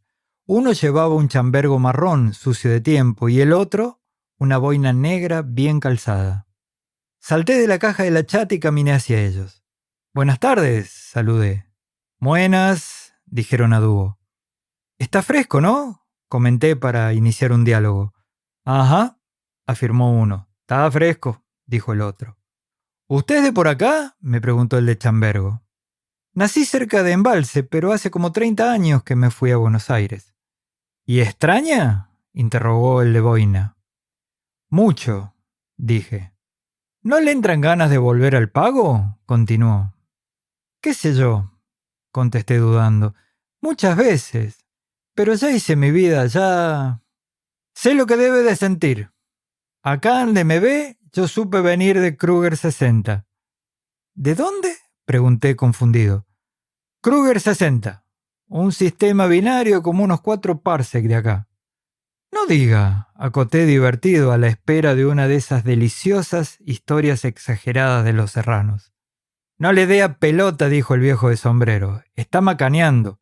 Sonreí y le seguí el juego al otro. «¿Y hace mucho que vino para acá?», pregunté. «¿Sabe que me he olvidado? Ha de hacer como 100 años, por el gobierno del Granomar». «¿Quién es ese?». «Vendría siendo como un rey de allá». «Ah, acá donde estamos eran campos fundamentalmente de Don Zárate, cristiano poco avispado, al que cachó la luz de un oni allá por el 40, cuando se fue a bichar arriba donde hay un agujero», dijo señalando la cima del Uritorco. «Cállese, dele sosiego al amigo», intervino el otro viejo. Yo seguí. «Mis primeras épocas en la capital fueron duras. ¿A usted le pasó lo mismo?». «Figúrese que han sabido ser tiempos oscuros. He vivido rigoreado por la pobreza y doblando el espinazo para el trabajo. Macana. Me escondía porque le tenía mucho miedo a los humanos. Pero resulta ser que hará 70 años cayó el amigo», dijo y apoyó su mano sobre la pierna del viejo de chambergo. «De entrada empezamos mal, porque el hombre ha sabido ser medio trastocado». «¿Qué va a hacer que el zapato tenga el taco adelante?», masculló el otro. «¿Y volvió alguna vez?», acicateé el de boina. «¿Qué es lo que?». «Si volvió a su planeta». «Ajá, 3 veces. La última hará unos 15 años». «Carajo», se fastidió el otro viejo. «¿Y qué tal?», insistí. «Está muy cambiado». «A mí me pasa», dije, «que añoro gente que se fue y tengo nostalgias de lugares que no son los mismos. Por más que vuelvo al pago, ellos ya no están, y entonces me agarra cierta congoja». «¿Lo ha visto? Mire que soy fuerzudo, pero el nudo acá», y se llevó la mano a la garganta, «se ajusta cuando me acuerdo de los que han sabido quedar allá». «¿Familia?», pregunté. «Más los amigos, 23 mujeres y 278 hijos». «Y lo dice sin turbiarse», gritó el otro, y agregó dirigiéndose a mí. «No le lleve la punta a este viejo». Me reí y agregué tratando de cambiar de tema. «Así que es cierto lo que dicen». «¿Qué cosa?», preguntó el de boina. «Los avistajes de ovnis». «Tal cual. En cuantito haya entrado el sol va a estar pasando por acá arriba el oni de las 7 menos cuarto». «Pero la puta, no invente más», se enojó el de chambergo. Se levantó y tomó al otro por el brazo. «Venga». Y dirigiéndose a mí agregó. «Los otros los vamos para las casas. Si a este lo sigo dejando hablar, a usted no lo salva ni la policía, mire. No es de buen cristiano burlarse de los demás. Tenga buenas tardes, joven». Mientras decía esto, se quitó el chambergo en señal de salud y respeto. Las branquias en su coronilla se abrieron y cerraron 2 veces. Me pareció que guiñaba los ojos izquierdos de los 3 pares que, mientras hablamos, estuvieron ocultos bajo su sombrero. Teoría de la extinción de las especies. Era la hora en que el sol está en lo más alto de su camino cuando Jafet entró a la tienda. «¿Padre?». «Sí, Jafet». «Tenemos un problema». «¿Cuál, mi primogénito?». «Resulta que...». «¡Viejo!», interrumpió Cam, que había entrado 5 pasos después que su hermano. «¿Qué querés? ¿No ves que estoy hablando con Jafet?». «¿Quién carajo hizo estos planos?», dijo Cam, ignorando a su padre. Más respeto, que me fueron entregados por Yahvé Elohim. Entonces el boludo sos vos, viejo. ¡Blasfemo! El padre se abalanzó, chancleta en mano, para surtir a su hijo. Entonces interrumpió Jafet. Espera, padre. Aunque irrespetuoso, Cam tiene razón. Creo que hay un problema. ¿Cuál?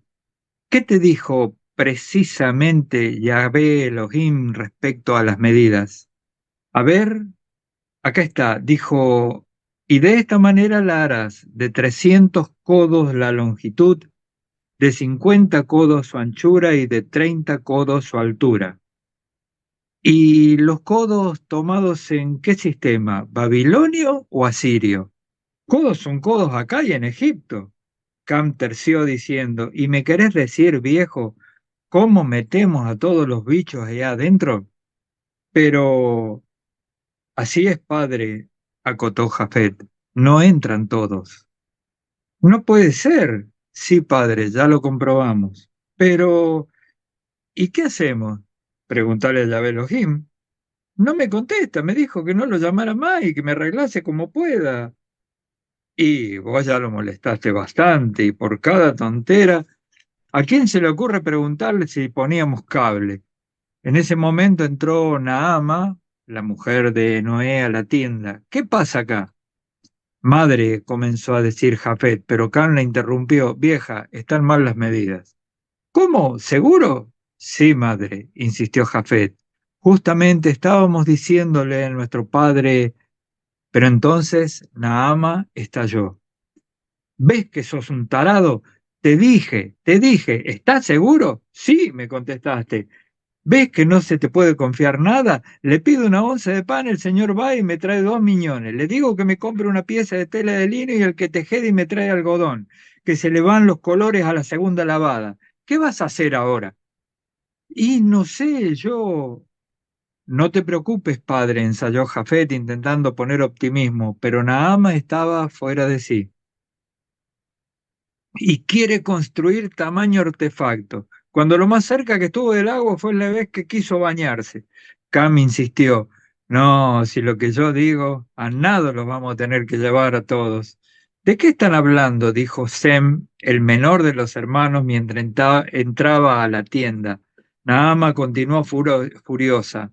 Tu padre, el elegido, el justo, 2 años poniendo todo nuestro ahorro en este cascajo de madera, ni salidas a visitar parientes, y mucho menos vacaciones a la montaña Urartu. ¿Y para qué? Para que el buen hombre le erra las medidas y le echa la culpa a Yahvé Elohim. Yo no le echo la culpa, se defendió el padre, pero Nahama siguió. ¿No pensaste en los vecinos? Estoy cansada de oírlo. Ahí va el loco del barquito, así que va a llover mucho, don. ¿Y por qué mejor no inventa el paraguas? Y vos vas y le das de comer a esa manga de chismosos que se nos ríen en la cara. Ya los escucho. ¿No le queda ningún camarote para alquilar? ¿Y un gomón? ¿Por qué mejor no sube al hipopótamo un gomón? ¿No quiere llevar a mi suegra, que es una arpía? ¿Y cuál es el problema? Dijo Zen, tan pragmático como siempre. ¿Cómo? Dijo Naama. ¿Cómo? Dijo Cam. ¿Cómo? Dijo Jafet. ¿Cómo? Dijo el padre. Desháganse de algunos bichos. Si bien Naama no se le pasó por alto el que el desháganse era una clara referencia al háganlo ustedes que yo miro, tan clásico en Sem, inmediatamente vio la ventaja de la propuesta y decidió defenderla como una manera de salvar algo del inminente escarnio al que la someterían las chusmas del barrio. Jamás, dijo el padre. Cállate, viejo, dijo Cam. Podría ser, dijo Jafet. Esa misma noche, en la carpa, y a la luz de una débil vela de cebo, mientras afuera Sem bailaba al compás de una música machacona que hacía con sus crótalos, la familia confeccionaba la lista ante la temible mirada de Naama. ¿Triceratops? Preguntó el padre. No, dijimos que ningún bicho de más de 250.000 talentos de peso, dijo Jafet. ¿Y el elefante entonces? Ese zafa justito. ¿Sirena? Preguntó nuevamente. Claro, dijo Naama. El señor quiere mirarle las tetas. Es un bicho de agua, dijo Cam, que se arreglen solas.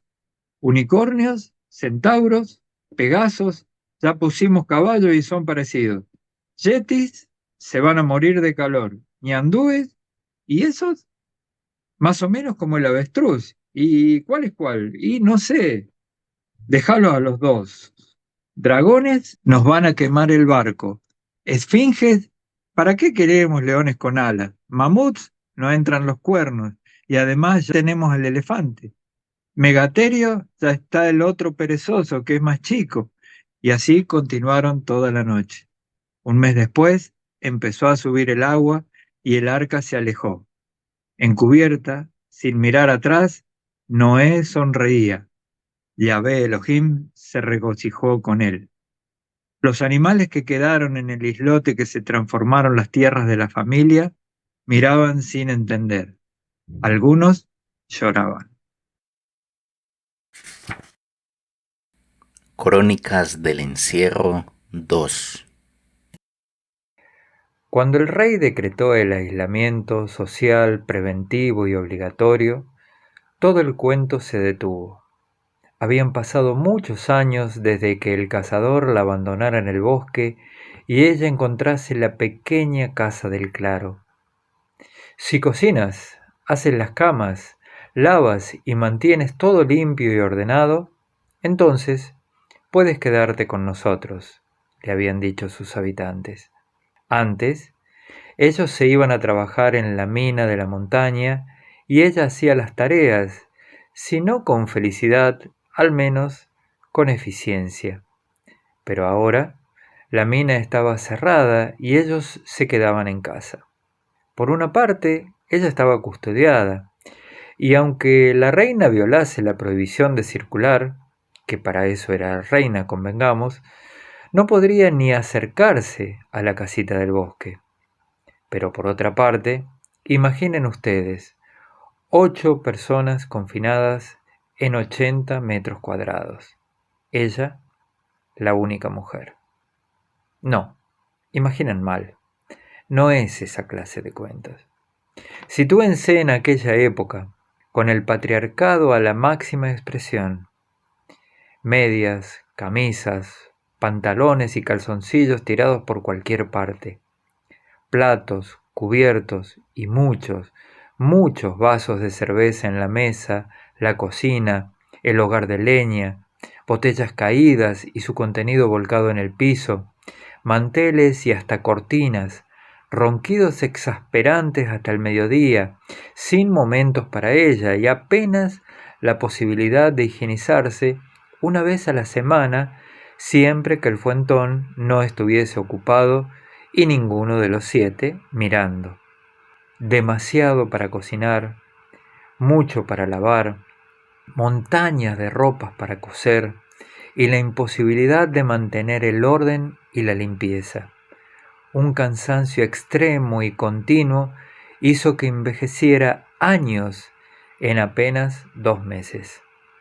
Cierta mañana, en palacio, la reina hizo la consabida pregunta al espejo, y éste le respondió como antes, como en el pasado: tú, mi reina. Todo había vuelto a la normalidad. Los 7 trabajos de Hércules García. La hija del vasco Arreche era todo para Hércules, pero para el vasco, García era, a todas luces, inferior a su pequeña y no la merecía. Cuando por fin se dio la combinación exacta entre ganas y miedo del novio y condescendencia del vasco, el galán pudo pedir la mano de Teresa. Arreche lo escuchó callado y dijo: «Vea, García, va a tener que demostrarme que puede mantener a mi hija. Trabajará para mí durante un tiempo y, si me satisface su labor, después hablamos de casamiento». Hércules accedió esperanzado.